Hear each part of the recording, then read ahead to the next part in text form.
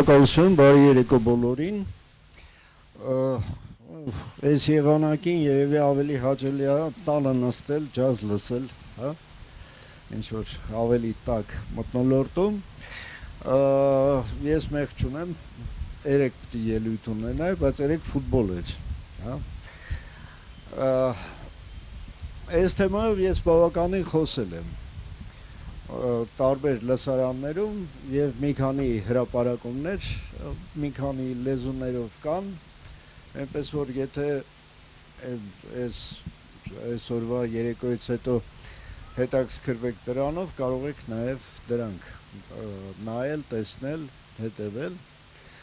Մինչև բուն թեմային անցնելը մի քանի նախնական այսպես մերածական դրույթներ։ Առաջին դրույթը հետևյալն է.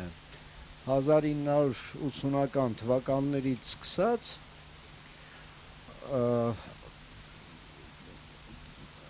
ինֆորմացիոն հեղափոխության հետևանքով մենք մտանք բոլորին նոր քաղաքակրթական զարգացման փուլ, որը ասենք Կարլ Պոպերը անվանում է ինֆորմացիոն, բայց այս վերջին 30 տարիների հովերի հետևանքով կարելի է անվանել թվային։ Ինչ բերեց այդ հսկայական ինֆորմացիոն հեղափոխությունը, ընդ որում մարդկության պատմության մեջ նման մեծ ծավալի հեղափոխություններ ընդամենը երկու անգամ են եղել։ Ну, եթե չհաշվենք առաջինը, որ մարդը սկսել է խոսել, հա, գրերի, գրային, հա, գրավոր ինֆորմացիա հաղորդման համակարգի հիմնադրումը եւ դրա հիման վրա, ասենք, 1000 մի բան ստեղծվեց, սկսած պետությունից եւ վերջացած տարբեր տիպի տեխնոլոգիական արդեն կոնգլոմերացիաներով։ Ну, բացի դրանից, ասենք, ինֆորմացիայի փոխանակման, հաղորդման համակարգը պահանջեց իր գործիքները, ըստ որոնց արդեն նաև աշխարհում հայտնվեցին հազարու մի այնպիսի կառույցներ, որոնք մինչ այդ գոյություն չունեն, ասենք գրադարան, հա։ Եվ երկրորդ նման խոշոր հեղափոխությունը դա արդեն թվային համակարգի ձևավորումն է։ Առաջին հեղափոխության ընթացքում տեղի ունեցան բազմաթիվ, հա, մարդու աշխարհընկալման, աշխարհի պատկերի ստեղծման հետ կապված հսկայական փոփոխություններ, որոնց խորությունը եւ ազդեցությունը մենք մինչև այսօր զգում ենք, նույնը տեղի ունենում այսօր։ Եվ նախ եւ առաջ դա կապված է մեր կողմից կյանքի աշխարհի նկարագրման գործընթացի հետ։ Մենք մեր կյանքը չափում ենք երկու հիմնական կատեգորիաներով։ Մեկը տարածքն է, տարածությունը կներեք, եւ երկրորդ ժամանակն է։ Այս տեխնոլոգիաների ներմուծման հետևանքով ժամանակը ընդլայնվեց, իսկ տարածությունը սեղմվեց, հա։ Պարզ է, հասկանալի է, որ մի կոճակով ես կապվում եմ իմ ադրեսբուքում ներգրավված ամբողջ աշխարհի հետ, հա, եթե ինքը ներգրավված է։ Եվ տարածությունը եւ հասանելիությունը արդեն խոչընդոտ չեն, սեղմվել է, այսինքն յուրաքանչյուր կետից երկրագնդի ցանկացած յուրաքանչյուր այլ կետ հասանելի է։ Սա հսկայական փոփոխություն է եւ մենք մի վարկանում կարող ենք անել այն, ինչը նախկինում ընդամենը 50-60 տարի առաջ երևակայել է անհնար էր, հա։ Ես հիշում եմ, երբ որ փոքր էի, ֆանտաստիկա էի կարդում եւ այնտեղ, ասենք, պատկերը, որ մարդիկ կարող են իրար հետ հեռավորության վրա խոսել եւ տեսնել միաժամանակ, անկերևակայել էր թվում այսօր իմ ընկերներից մեկի տատիկը յուղում հատուկ Skype-ը բացրել, որ իր ազգականների հետ աշխարհի տարբեր ծայրերում խոսի, յուղում։ Ինչա դա նշանակում։ Դա նշանակում է, որ օբյեկտիվորեն երկրագունդը արդեն հենց այդ գլոբ բարով գլոբալացվել է, այսինքն ինքը փոքր է, ինքը կարճ ժամանակահատվածում հասանելի է բոլոր առումներով։ Երկրորդը դա նշանակում է, որ մենք հիմա ապրում ենք մի շատ ծանր սթրեսային իրավիճակ, որը կապված է ինֆորմացիոն հոսքերի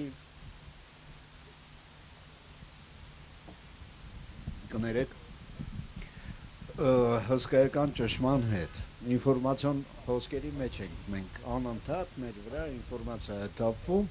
եւ այդ ինֆորմացիան իհարկե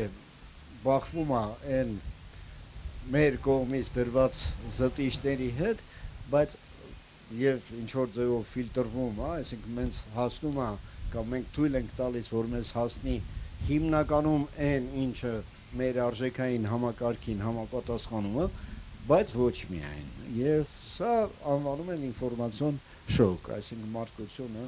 այս ամեն ինչի հետևանքով անընդհատ գտնվում է ինֆորմացիոն շոկի ազդեցության տակ։ Մյուս կարևոր հետևանքը այն է, որ քանի որ տարածությունները արդեն այդ հսկայական նշանակությունը, ինչպես ընդամենը 100 տարի առաջ ունեն, հիմա ներկայումս չունեն, 100 տարի առաջ ընդամենը Մեծ Բրիտանիայից Միացյալ Նահանգներ ամենաարագ ճանապարհը նավով 3-4 շաբաթ էր տևում։ Այսօր եթե Կոնկորդը դեռ թռնում է 3 ժամ ընդամենը։ Սա նշանակում է, որ տարածաշրջան հասկացությունը, որը միշտ շատ էական է եղել բոլոր տնտեսական, քաղաքական, մշակութային պրոյեկտների իրականացման համար պետք է մենք վերանայենք, մենք ասում ենք հարավային Կովկաս տարածաշրջան, անհեթեթություն է, որովհետև դա ինչ-որ մի փոքրիկ անկյուն է այս աշխարհում, որը տարածաշրջանին հատուկ որևէ հատկանիշ չունի, որոնք են այդ հատկանիշները, տարածաշրջանը սահմանագծվում է, այսինքն տաքսոնոմիկ առումով պարզ է, որ շատ հին է եղել այդ հասկացությունը, աշխարհագրական հիմնական հասկացություններից մեկն է եղել եւ հասկանալի է, որ եթե այդ կատեգորիաներով թարգմանենք, ասենք, չգիտեմ, Շումերի մտավորականների զրույցը, ապա իրենց համար տարածաշրջանը բնականաբար շատ ավելի փոքր կլիներ, ինչի, որովհետև իրենց կոմունիկացիոն հնարավորությունները շատ ավելի փոքր էին, հասանելիությունը շատ փոքր էր։ Տարածաշրջանի հիմնական ընկալումը հետևյալն է, այն ամբողջ, տարածությունը, որը ինձ անհրաժեշտ է կենսապահովման համար։ Որպեսզի ապահովի իմ կենսագործունեությունը, որպեսզի ապահովի իմ գոյության պահպանման համար անհրաժեշտ բոլոր հնարավոր ռեսուրսների մատակարարումը, մշակումը եւ դրանց սպառումը։ Այդ առումով, եթե մենք խոսում ենք մեր հարավային Կովկասի մասին, ապա տեսնում ենք, որ ինքը իրենից ոչինչ չի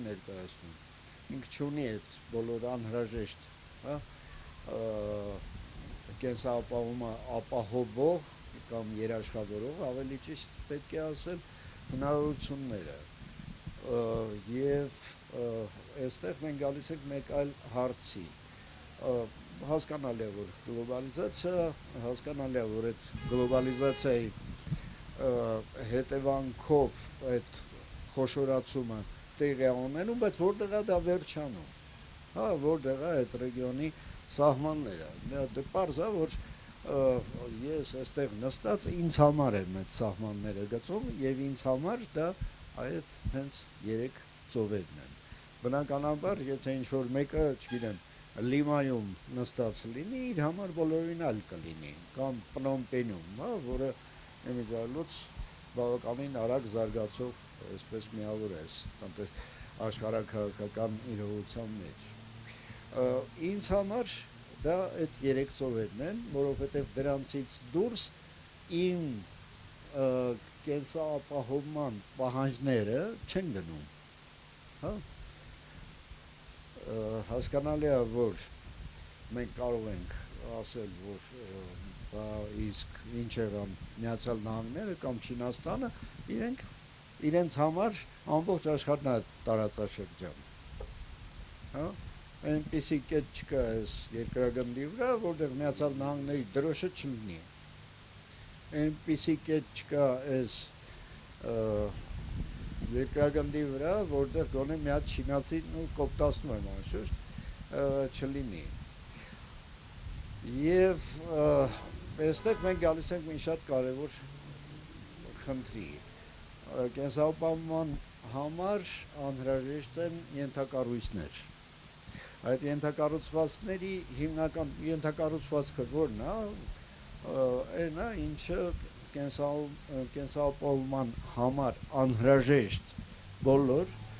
միջոցները, ռեսուրսները, նյութերը մատակարարում է, ենթակառուցվածքային են, ասենք, չգիտեմ, էլեկտրացանցերը, նավթամուղները, գազամուղները, կոյուղին, ջրատարները եւ այլն, ֆինանսական ամբողջ համակարգը, այդ բոլոր համակարգերը իրար հետ միասին, իրար հետ լրացնելով եւ իրանց վրա իրենցից կառույցներ, հա, ծնելով ձևավորում են ամբողջ այն հիմքը, որի վրա գոյություն ունի իրականում հասարակությունը։ Հիմա գլոբալացման հետ հասկանալի է, որ գլոբալացվում են նաև ենթակառուցվածքները եւ այդ գլոբալացված ենթակառուցվածքների հիմնական նպատակը գլոբալ տնտեսության ապահովումն է։ Գլոբալ բառը շատ եմ ասում, դա իմ մեղք չի, դա համաշխարհայնացման հետևանքն է, բայց այստեղ մի շատ կարևոր խնդիր կա, իսկ այդ գլոբալ տնտեսության եւ գլոբալ ենթակառուցվածքների կառավարումը, հա, ինչպես պիտի արվի։ Եվ այստեղ է, որ ստեղծում է հիմնական խնդիրը, որը կայանում է ոչ թե ինչպես օրմի իրեն, ոչ բարի հիշատակ Սեմյուել Հանտինգտոնը քաղաքակրթությունների բախում, այլ այստեղ ստեղծում է մի չափազանց խնդրահարույց, պատերազմներով, կոնֆլիկտներով հղի մրցակցություն, դա գլոբալ պրոյեկտների մրցակցությունն է։ Երբ որ ասում են գլոբալացում, միշտ կարծում են, որ այդ հասկացությունը ամերիկյան է եւ այդ պրոյեկտն էլ միակ պրոյեկտը ամերիկյան է, ոչ այդպես չի, բնականաբար դուք շատ լավ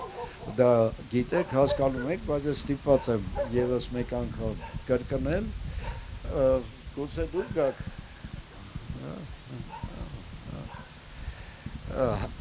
ձենձենի տանք էլի։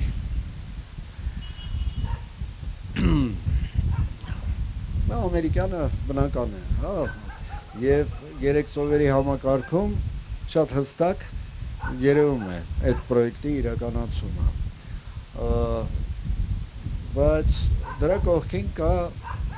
էլի շատ լուրջ, շատ այսպես մտածված եւ շատ ճշգրտորեն իրականացվող չինական պրոյեկտ է։ Չինական պրոյեկտը նույն կերպ ինչպես եւ ամերիկյանը հիմնվում է այսպես բավականին օբյեկտիվորեն ձևավորված համակարգի վրա, որը հենց չինական ժողովուրդն է եւ եթե գնաք տեսնեք այն քաղաքները,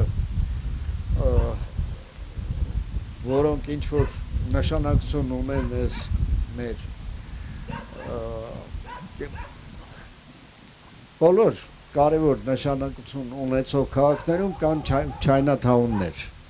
Այդ Chinatown-ները ինձ հիշեցնում են հաղորդակցվող անոթների համակարգը իրենց ինֆորմացիոն դերով միտեղ որտեղ որ ինֆորմացիան լցվում է անմիջապես այդ ինֆորմացիան տարածվում է ամբողջ այդ համակարգով միտեղ որ ինչ որ տեխնոլոգիա մտնում է անմիջապես այդ տեխնոլոգիան տարածվում է այդ ամբողջ համակարգով սա շատ հետաքրքիր եւ շատ այսպես բան սովորեցնող համակարգ է բայց բացի դրանից ինչպես դուք բոլորդ գիտեք Չինաստանը հայտարարեց մի շատ մեծ ծրագրի մասին ընդ որում դրա հիմնավորումը այսպես շատ դիցաբանական հիմնավորում էր եւ շատ արժեքային հիմնավորում էր ծրագիրը կոչվում է մեկ գոտի, մեկ ճանապարհ, մեկ գոտի, հա, one road, one belt, one road, մեկ գոտի, մեկ ճանապարհ, որի նպատակն է չինական ենթակառուցվածքների, հա, սա սկզբունքորեն տարբերվում է մյուս բոլոր ծրագրերից, չինական ենթակառուցվածքների ընդլայնումը եւ երկարացումը իրենց հետաքրքրող բոլոր այն կետերը, որոնք անհրաժեշտ են Չինաստանի տնտեսության նախ եւ առաջ եւ հասարակության դինամիկ զարգացումը ապահովելու համար։ Նո, այստեղ մենք անշուշտ կարող ենք հիշել նաեւ Չինաստան-Պակիստան դաշինքը, որը թույլ է տալիս, որպեսզի պակիստանյան նավահանգիստներում լինեն չինական ոչ միայն ռազմական, այլ նաև շատ կարևոր այսպես փոխադրման տեսանկյունից, ապրանքների տեղափոխման տեսանկյունից շատ կարևոր եւ հետաքրքիր այսպես պրոյեկտներ, որոնց մեծ մասը նավահանգիստների ձևով է իրականացվում, բայց կան բազմաթիվ այլ նաև այսպես ճյուղավորումներ։ Նույնը մենք կարող ենք տեսնել Չինաստանի ազդեցությունը եւ պրոյեկտների իրականացման ձևով եւ ենթակառուցվածքների ընդլայնման երկարացման ձևով գրեթե բոլոր այն ուղղություններով, որոնք այսօր այդ ծրագրի պրոյեկտում գրված են, դա եւ Չինաստանի ամենամերձավոր ուրեմն շրջանին է վերաբերվում եւ նաեւ ամենակարևոր նպատակը իհարկե Չինաստան, Արևմտյան Եվրոպա այդ ենթակառուցվածքների միջոցով կապելն է։ Կան նաեւ գլոբալին չհասնող այսպես, բայց բավականին կարևոր նշանակություն ունեցող երեք ծովերի համակարգում այլ ծրագրեր, որոնցից ասենք մենք կարող ենք նշել թուրքականը, մենք կարող ենք նշել իրանականը, մենք կարող ենք նշել Սաուդական Արաբիայինը, հա, որոնք մեզ այստեղ հետաքրքրում են։ Պարզ է, որ Եվրամիության մասին խոսակցությունը առանձին է, սա եթե ձեզ հետաքրքրի, կարելի է առանձին ավելի մանրամասն խոսել, այս պատերազմի, ռուս-ուկրաինական պատերազմի առաջի օրվանից ես ասում եմ, որ Ռուսաստանը պարտվել է այս պատերազմում եւ ինչ է պարտվել։ նույնիսկ եթե ռուսական տանկերը հայտնվում են Լյովովի փողոցներում, հա, նույնիսկ եթե ամբողջ ուկրաինական այսպես ռազմական համակարգը ջախջախվի, դիմադրությունը տրորվի, Ռուսաստանը միևնույն է պարտվել է։ Ինչու՞, որովհետև Ռուսաստանի ծրագիրը, գլոբալ ծրագիրը կոչվում էր ռուսկի միր, բայց ինքը հիմնականում ուղղված էր նախկին խորհրդային միության տարածքին, այն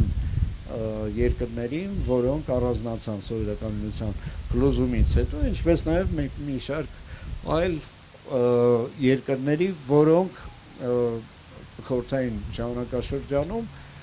կապված էին Մոսկվայի հետ։ Սակայն այդ մի շարք այլ երկրները, ինչպես մենք տեսանք, բավական արագ հեռացան, այն երկրները, որոնք խուսափում էին ինչ-որ կոնֆրոնտացիոն գործողություններ իրականացնել այս պատերազմի հետևանքով գնացին այդ քայլերին, ասենք Ֆինլանդիան նույն, հա, որ միշտ նեյտրալ քաղաքականություններ վարել, հիմա դառնում է ՆԱՏՕ-ի անդամ։ Եվ ամենակարևորը մյուս այն 14 հանրապետությունները, Պրիբալտիկան, Մերձբալտիկան հանենք մեջից, մնում է 11, դրանցից ոչ մեկը այլևս Ռուսաստանի այդ ռուսկի կամ ռուսկագավարյաչի միր հասկացության մեջ չի մտնի։ Սա այդ գլոբալ պրոյեկտը, այսինքն վերջացավ։ Իսկ այլ հնարավորություններ Ռուսաստանը գոնե այս պահին, մենք իհարկե բոլորս հասկանում ենք, որ Ռուսաստանը հսկայական երկիր է, որ աշխարհի ռեսուրսներով ամենահարուստ երկիրն է, բայց դրա հետ միասին մենք պիտի հիշենք, որ Ռուսաստանը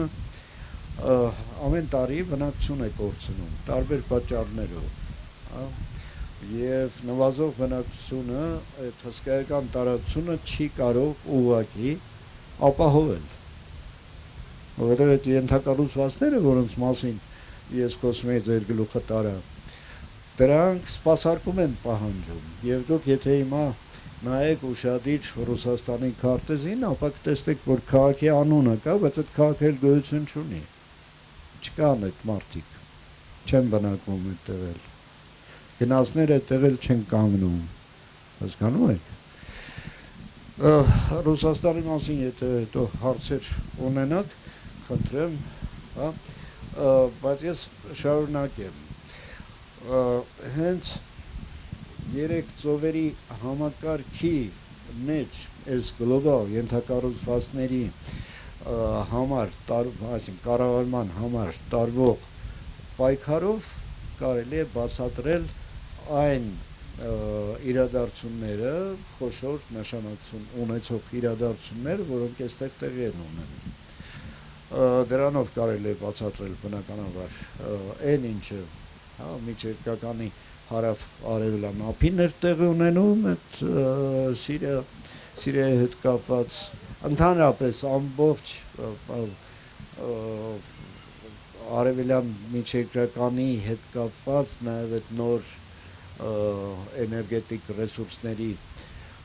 հետ կապված խնդիրների շուրջ ստեղծված խնդիրները մենք էլի կարող ենք այս կոնցեպցիայի շրջանակներում բացատրել եւ հասկանալ ինչ է տեղի ունենում։ Մի կենտրոնը ուժային խոշոր ծրագրավորող փորձում է իրականացնել իր պրոյեկտը։ Եթե երկրորդ, երրորդ, չորրորդ կենտրոնները մրցակցությանը չեն դիմանում, չեն կարողանում, ասենք, նույն այդ տարածքում ինչ-որ այլ պրոյեկտ իրականացնել, ապա նրանք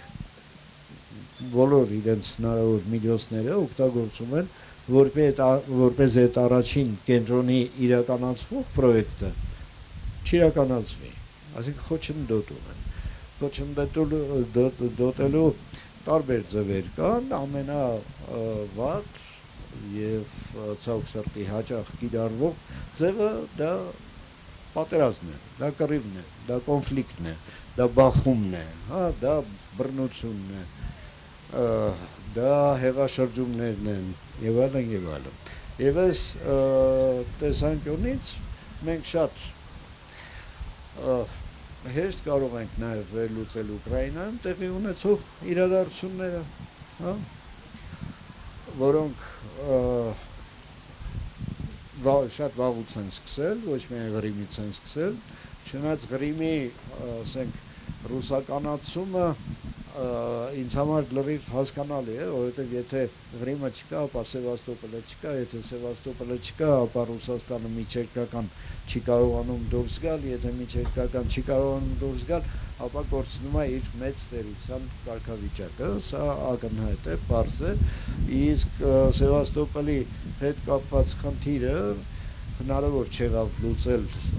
այնպես ինչպես ռուսներն էին ուզում, ասենք Յանուկովիչներով եւ այլն, եւ արդեն հայտնի էր, որ պայմանագիրը չի վերականգնվելու, ուստի կամաց 2014 թվականից լարումը սկսեց։ Լարումը սկսեց, եթե Ղրիմի վրա կանգնեին, ապա հավանաբար այսպիսի ծանր իրավիճակ չէր ստեղծվի, բայց արդեն այսպես գնաց կտեղից շարժվել էր եւ կանգնեցնելը անհնար էր եւ մյուս մասերը Լուգանսկ եւ այլն միանալը այս ուղղակի ժամանակի խնդիր էր։ Մեզ իհարկե շատ ավելի հետաքրքրում է ինչ մեզ մոտ է տեղի ունենում,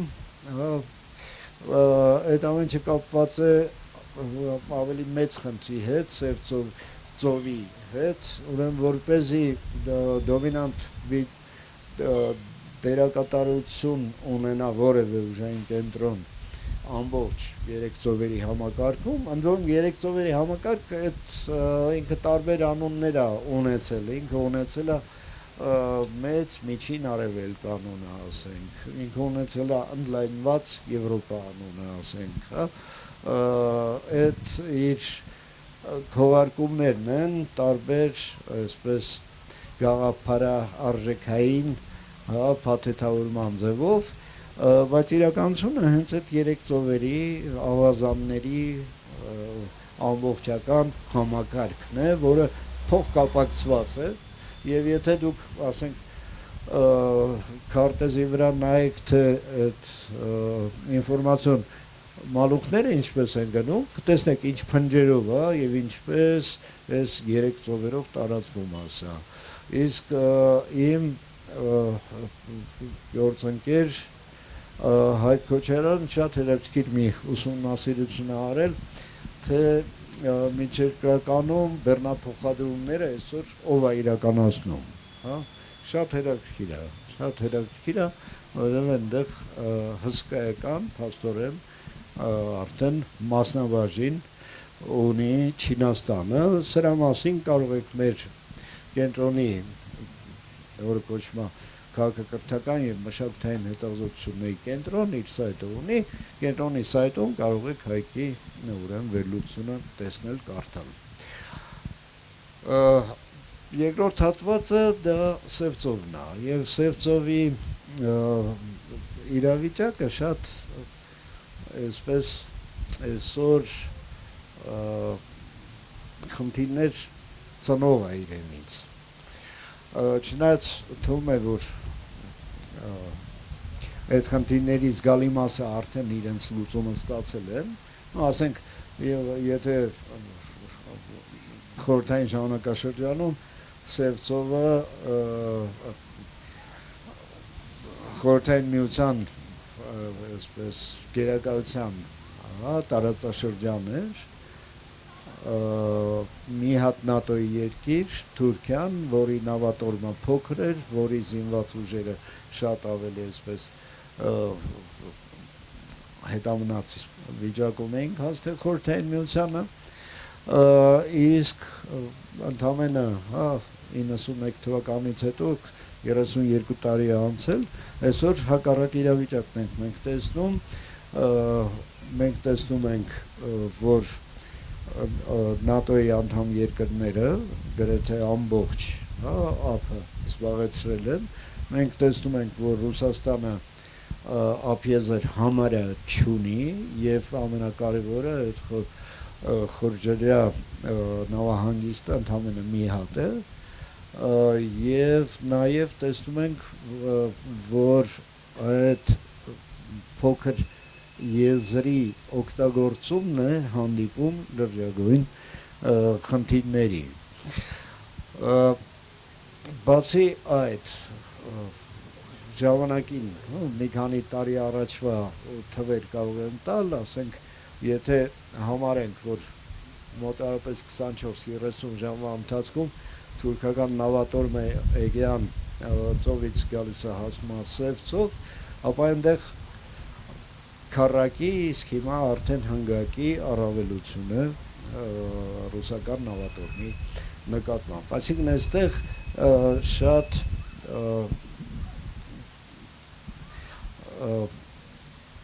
այսպես կոնֆլիկտանով իրավիճակ է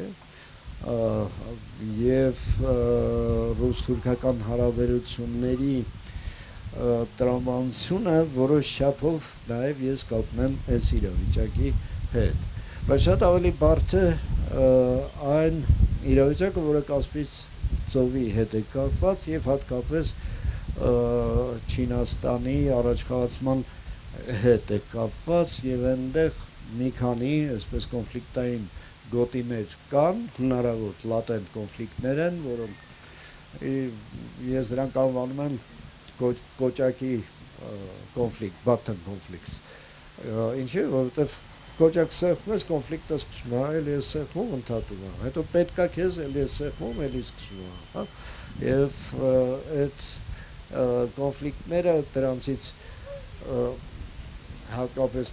Տաջիկստան, Ուզբեկստան, հետո մի քանի այլ գոտիներում էլ այդտեղ բավականին վտանգավոր են, այսինքն հետագա գործումներով։ Այն ինչը մեզ մոտ է կատարվում, սա կապված է իհարկե ընդհանուր այն տրամաբանության հետ, որ դեռ Բուշ ավագը ժամանակին հայտարարել էր, ձևակերպել էր որպես նոր աշխարհակարգ, New World Order։ Ինչ էր այդ նոր աշխարհակարգը, այդ գլոբալ տնտեսական կառավարման համար անհրաժեշտ է համաշխարհային հոմոգենացում, այսինքն միասեռ, հա,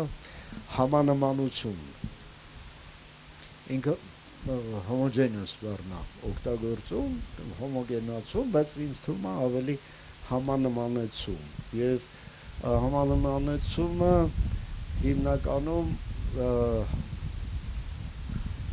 մի նպատակ է հետապնդում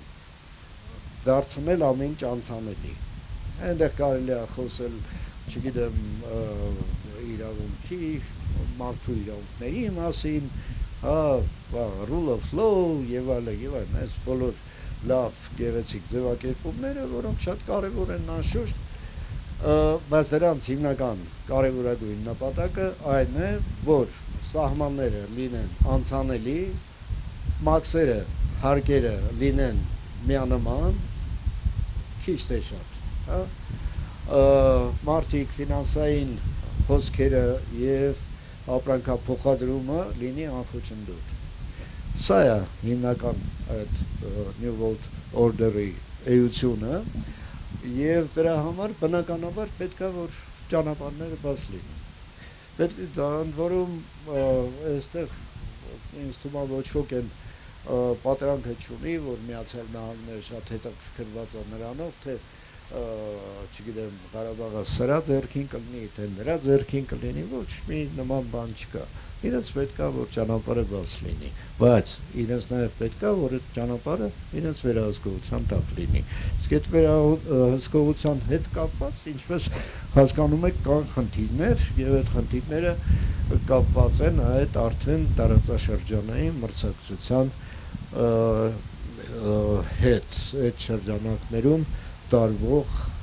կռվի հետ, բայց ես արդեն բավականին երկար եմ խոսում եւ եթե հարցեր ունեք, խնդրեմ տվեք եւ դա նաեւ ինձ կուղղորդի, ասենք, գուցե ձեզ ավելի պատմական ակնարկա հետաքրքրում կամ գիտեք մի շատ հետաքրքիր բան էլ կա, ասպեկտ էլ կա այս հարցի, հա ինձ միշտ հետաքրքրել է թե ինչի հայերը, որ մենք ասում ենք Մետաքսի ճանապարհի վրա, մենք հա, իրոք դեր ենք խաղացել, ինչի հայերը Չինաստան չեն հասել, հա, ուսումնասիրեք մի հատ, տեսեք, գնացել են ու ինչ-որ սահմանին կանգնել են, խնդիրն է, որ այս տարածաշրջան հասկացությունը ունի շատ կարևոր արժեքային միջուկ, հա, եւ այն ինչը այսօր ես անվանում եմ երեք ծովերի համակարգ ունի այդ արժեքային միջուկը այսպես արտաքին դրսևորումը աբրահամական կրոններ են հա էլի նույն քաղաքակրթական գործիքներն են օգտագործել ինչքան էլ անունները տարբեր լինեն բայց ասենք կտրուկ տարբերվում են չինական գործիքներից իրենց մշակութային էությամբ, իրենց լիցքով, հա եւ մեկ այլ ասպեկտ էլ կա, հա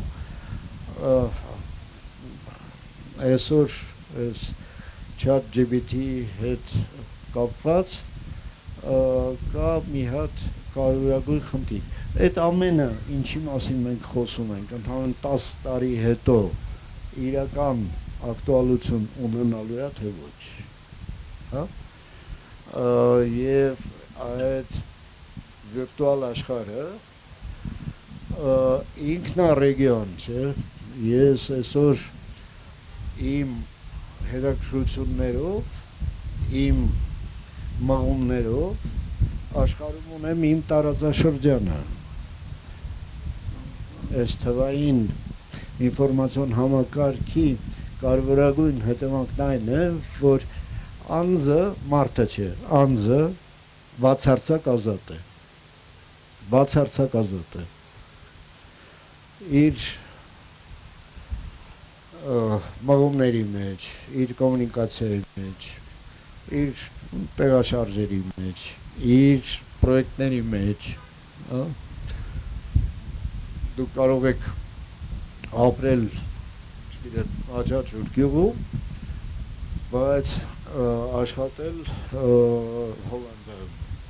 ինչ շատ հնարավոր է եւ ես անձամբ մարդ գիտեմ, որը այդպես էլ անում է։